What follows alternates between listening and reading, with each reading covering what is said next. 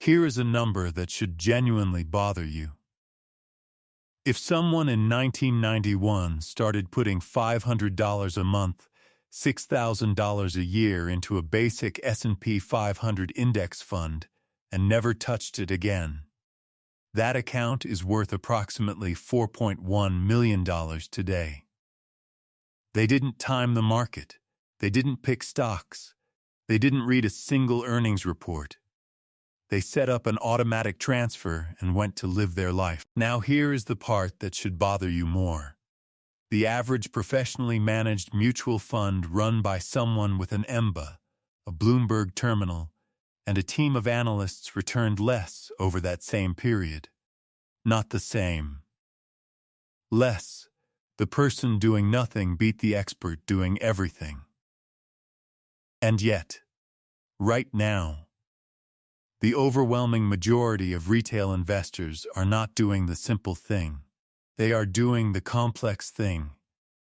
And the gap between those two outcomes has a name, a mechanism, and a size that most people have never actually sat down and calculated. That's what this video is about.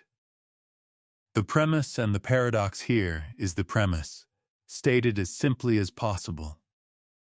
There is a strategy for building wealth that has been rigorously tested over a century of market data, validated by the most credible financial economists alive, and made freely available to anyone with a brokerage account and 15 minutes of setup time. It requires no skill. It requires no research. It requires no ongoing attention beyond an annual check that the automatic contributions are still running. It is also the strategy that the fewest people actually follow for long enough for it to work. The core paradox: the simpler the strategy, the harder it is to maintain. Not because it requires effort, it doesn't, but because the human brain is specifically wired to interpret inaction as negligence. Doing nothing feels wrong. Doing something, anything, feels like being in control. That instinct is the single most expensive feature of human psychology in financial markets. This video is structured around 4 things most people get wrong about this strategy. Not wrong in the sense that they misread the numbers, but wrong in the sense that they fundamentally misunderstand what the strategy is actually asking them to do. The math is not the hard part. The math takes 60 seconds. The hard part is the 10,000 days in between. Let's start with the part nobody wants to talk about first: the intelligence problem. Why smart people systematically underperform there is a specific investing failure mode that is almost exclusive to intelligent people. I am going to call it the intelligence tax. It works like this: the smarter someone is, the more confident they are in their ability to identify patterns. The more confidence they have in their pattern recognition, the more likely they are to trade on those patterns. And the more they trade, the worse their long-term outcomes tend to be. This is not a theory. The data on this is startling. The Barber and Odean finding 2 financial economists at UC Berkeley, Brad Barber and Terence Odean, spent years analyzing the actual trading records of tens of thousands of individual investors. Their 2000 study, published in the Journal of Finance, found something that should permanently change how you think about activity in your own portfolio. The households that traded the most in the top 5th of trading frequency earned an annual return of 11.4% over the study period. The households that traded the least, the bottom 5th, earned 18.5%. 7 percentage points per year. Not in a single lucky year. On average, compounded. And the gap was not explained by stock selection, it was explained entirely by transaction costs and the behavioral pattern of buying high and selling low, which active traders do more often simply because they trade more often. The more you do, the worse you do. The data says it directly. The SPIVA problem extend this to professionals, and the picture gets worse. S&P Global runs an annual scorecard called SPIVA, the S&P Indices versus Active Report. It tracks how actively managed funds perform relative to their benchmark index over time. Over a one-year period, roughly half of active managers beat their benchmark. So far, so reasonable. Over 5 years, that drops to around 25%. Over 15 years, somewhere between 7 and 10% of active managers consistently outperform. What this means, if you gave $100,000 to a professional fund manager with a strong recent track record, the historical odds suggest roughly a 90% chance that they will underperform a basic index fund over the next 15 years. Not because they are bad at their jobs, many are extremely capable analysts, but because the costs, the taxes, and the structural difficulty of consistently outperforming an efficient market compounds against them year after year. Now here is the intelligence tax part. The people most likely to believe they are in that 7 to 10%, either as individual investors or when choosing which funds to trust, are the ones with the highest confidence in their analytical ability. Smart people. People who have been rewarded their whole lives for being correct about complex things. Investing is one of the few domains where intelligence, applied aggressively, actively works against you. What most people think compounding is versus what it actually is compounding is the most discussed concept in personal finance and the least intuitively understood. And I think that's because most explanations of compounding get 3 things wrong. Lie 1. Time is your friend. This statement is technically true and practically useless in the form it is usually delivered. Time is only your friend if you do not touch the account. Most people hear time is on your side and interpret it as permission to start later, since there is apparently plenty of time. There isn't. Here is the specific math that makes early contributions so asymmetric. $1 invested at age 25, earning 10% annually, becomes $72 by age 65. $1 invested at age 35 just 10 years later becomes $28. Same rate. Same duration of compounding. The difference is $44 per dollar, multiplied by every dollar you delayed. The cost of 10 years, someone who invests $500 a month from age 25 to 65, ends up with roughly $3.2 million. Someone who starts at 35, contributes the same amount, and runs to the same endpoint, ends up with roughly $1.1 million. The 10-year delay cost $2.1 million, even though the second person contributed for 30 years instead of 40. 10 years of early compounding outweighed 30 years of later compounding. Lie 2. The average return is 10%. The S&P 500 has averaged roughly 10% per year over the last century. This is true. It is also a number that almost no individual investor ever actually earns, for 2 reasons. First, averages hide sequence. The order of returns matters enormously when you are either contributing to or withdrawing from an account. A string of bad years at the beginning of your investing career, followed by great years later, produces a very different outcome than the reverse, even if the average annual return is identical. Second, averages assume you stayed invested. Most investors did not. Every major market declined 2000, 2008, 2020, 2022 screened out a significant percentage of investors who sold near the bottom and missed the recovery. The market earned its average. The investors did not. Lie 3.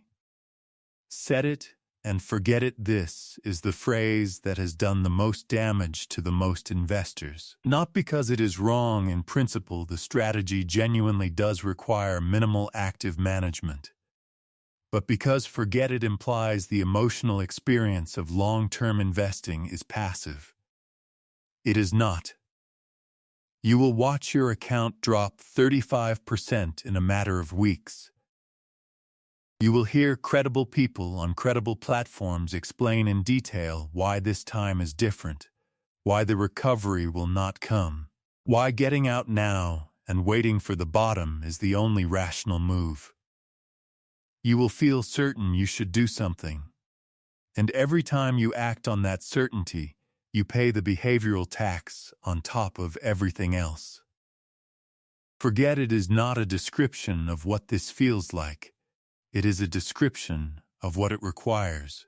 The 3 objections and what the data says there are 3 objections that come up in every conversation about index investing, and I want to address them directly because 2 of them are genuinely wrong and 1 of them is completely valid. Objection 1. What about stock picking? The version of this objection that sounds most persuasive usually starts with a specific company, someone who bought Amazon in 2001 and held, or Apple after the first iPhone, or Microsoft in the early 90s, and yes, those were extraordinary investments. Here is what the hindsight version of this argument leaves out. Hendrik Bessembinder at Arizona State University ran a comprehensive study of every publicly traded U.S. stock since 1926. More than 26,000 companies. His finding, just 86 stocks, 86 out of 26,000, accounted for half of all the wealth created in the U.S. stock market over that entire period. 0.4% of stocks created 50% of the wealth. The other 99.6% of stocks, combined, matched Treasury bills. You were not going to find the 86. And even if you had found them, the question is whether you would have held through every 50% drawdown that came with owning those companies over decades. Most people did not. Objection 2. Index funds are just average. This framing sounds reasonable until you look at what the average investor actually earns. Dalbar, a financial research firm, publishes an annual study on investor returns versus market returns. The gap is consistent and brutal. The Dalbar gap, over the 20 years ending in 2023, the S&P 500 returned approximately 9.7% annually. The average equity fund investor, the real human being making real decisions in their real account, earned approximately 6.0%. That 3.7% annual gap, compounded over 20 years, turns a $100,000 account into either $630,000 return or $320 dress return. The gap between the two is $310,000. That is the cost of trying to be above average. Average in this context does not mean mediocre. It means better than roughly 90% of people who are actively trying. Objection 3. What if I need the money before 40 years? This is the only objection in this list that is completely valid, and it is worth treating it seriously rather than dismissing it. Index fund investing in equities is a long-duration strategy. It requires a time horizon of at least a decade to absorb the inevitable drawdowns. Money you will need in 3 years for a house down payment does not belong in the stock market. Money you will need in 5 years for a planned life transition does not belong in equities. The strategy is not flawed for being unsuitable for short time horizons. It simply operates on a specific timeline that must be respected. The practical resolution: separate your money into buckets by time horizon. Short-term needs stay liquid. Long-term wealth money you genuinely will not need for a decade or more goes into equities and stays there. The number that disappears without making a sound there is a number embedded in almost every actively managed mutual fund that most investors have never specifically calculated the lifetime cost of. It is called the expense ratio, the annual fee charged as a percentage of assets under management. The industry average for an actively managed fund is somewhere around 0.6 to 1.2% per year. That sounds small. In any single year, it is small. The problem is that this fee does not come out of returns.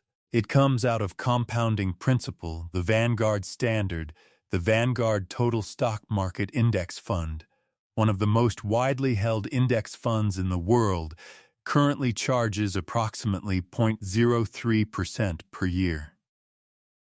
3 cents on every $100. A typical actively managed large-cap fund charges roughly 40 times that amount. And that fund, as we have established, is most likely to underperform the index it is being compared against over any 15-year period. So you are paying more for less. The 40-year fee calculation: start with $100,000. Assume 9% annual market returns. After 40 years in an index fund at 0.03% fees, approximately $3.14 million, the same $100,000, the same 9% gross returns in an actively managed fund at 1.0% fees, approximately $2.24 million. The fee difference alone, not the performance difference, just the fee costs $900,000 over 40 years. On $100,000. Now add the performance gap. The fund charging 1% is also almost certainly returning less than the index before fees. Take the 3.7% Dalbar gap and apply it to the 1% fee portfolio. The combined drag fees plus underperformance can easily represent the difference between retirement security and a shortfall. Where the math actually works, there are 3 account structures that make this strategy maximally effective. Understanding which one applies to your situation is the only decision this strategy actually requires you to make. A 401k through an employer gives you a pre-tax contribution, an automatic payroll deduction that removes the temptation to spend, and potentially an employer match, which is the only guaranteed return in investing. If your employer matches contributions and you are not capturing the full match, you are leaving a 50 to 100% return on the table before the market does anything. A traditional IRA gives you the same pre-tax benefit in a self-directed account, with contribution limits of $7,000 per year as of 2024. And $8,000 if you are 50 or older. A Roth IRA is funded with after-tax dollars, meaning the contribution gives you no immediate tax break. But growth is entirely tax-free. 40 years of compounding, withdrawable in retirement without owing a dollar to the ears. For someone in their 20s or early 30s, the Roth is often the most powerful vehicle available. The fund is simple. The account wrapper matters more than most people realize. The last mile why people who know all of this still don't do it here is the part I want you to think about carefully, because it is the part that separates the people who understand this strategy from the people who actually benefit from it. You now know the math. You know the research. You know that professional managers underperform, that fees compound against you, that the average investor earns significantly less than the average market return. You have, in principle, everything you need to implement this strategy tonight. But knowing is not the constraint. The constraint is behavior under pressure. The Vanguard Natural Experiment Vanguard analyzed the actual account behavior of its investors during the 2008 financial crisis, one of the most severe market declines in a century. They compared investors who made changes to their equity allocations during the crash to investors who did not. The investors who stayed put who did nothing while the market fell 38%, recovered fully, and came out substantially ahead over the following decade. The investors who sold, even those who sold and successfully bought back in before the recovery, ended up behind. Not behind where they would have been if they had held, behind where they were before they sold. This is not a failure of nerve. This is a failure of preparation. The people who sold were not weak. They were unprepared for what a real bear market feels like when it is not a historical data point, but a living experience, when your account is down $80,000 and the headlines are predicting another 30% drop, and every financial commentator is describing this as structurally different from previous downturns. The behavioral preparation gap. Most investors spend their setup time choosing which fund to buy. Almost no investors spend time deciding in advance what they will do when the fund drops 35%. Writing down, explicitly, before the drawdown happens, I will not sell. I will continue contributing. I will treat the lower price as buying shares at a discount. That pre-commitment is worth more than almost any other investment decision you can make. The strategy is simple. The discipline is not. And the gap between the two is where almost all of the performance difference actually lives. The only question worth sitting with. Let me close with the number we opened with, because it looks different now than it did at the beginning. $500 a month. Starting in 1991, in one fund. $4.1 million today. That number is not the product of superior intelligence. It is not the product of market timing, stock selection, or any analytical skill whatsoever. It is the product of one decision, made once, automated, and left alone for 33 years, while the owner of that account went to live their life. The barriers between you and that outcome are not informational. You now know what fund to buy. You know what account to hold it in.